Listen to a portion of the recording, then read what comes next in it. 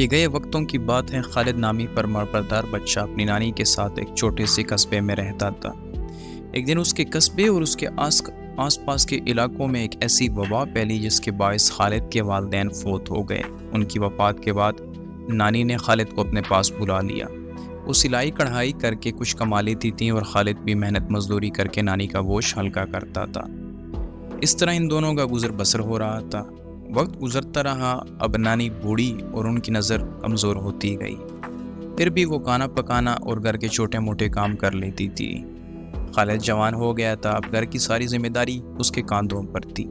گرمی کے دن تھے، خالد کھیت میں ایک کسان کے پاس مزدوری کر رہا تھا کہ گرمی کے سبب اس کو چکر آیا اور وہ وہیں گر پڑا۔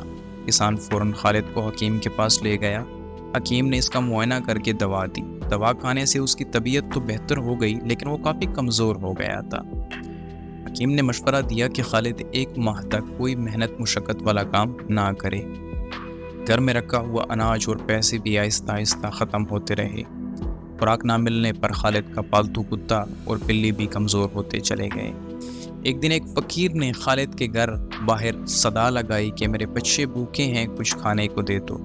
خالد کی نانی اماں نے گھر میں جو کچھ بھی کھانے پینے کو تھا سب فقیر کو دے دیا۔ اب ان کے پاس اپنے کھانے پینے کو کچھ بھی نہیں تھا۔ ایسے میں بیماری کے باوجود خالد مزدوری کرنے گھر سے نکلا، لیکن کہیں بھی اسے کوئی کام نہ ملا۔ وہ مایوس ہو کر گھر آ گیا۔ دوپہر کو اچانک کسی نے دروازہ کھٹکھٹایا۔ نانی اماں دروازے پہ گئیں تو دیکھا کہ سامنے ایک درویش بابا کھڑا ہے۔ اس نے کہا، محترم خاتون، تم ایک نیک اور فراخ دل کی مالک ہو۔ میں تمہیں 3 موتی دیتا ہوں۔ جب بھی تم کو یا تمہارے نواسے کو بھوک لگے تو ان کو ایک دیگچی میں ڈالنا۔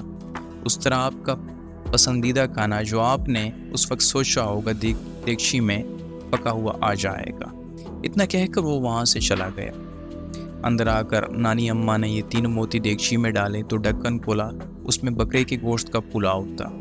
اس طرح روزانہ ایک نیا کھانا انہیں کھانے کو مل جاتا۔ نہ صرف خالد اور اس کی نانی اماں روزانہ مزے کے کھانے کھاتے، بلکہ پورے قصبے میں بھی تقسیم کرتے دیتے۔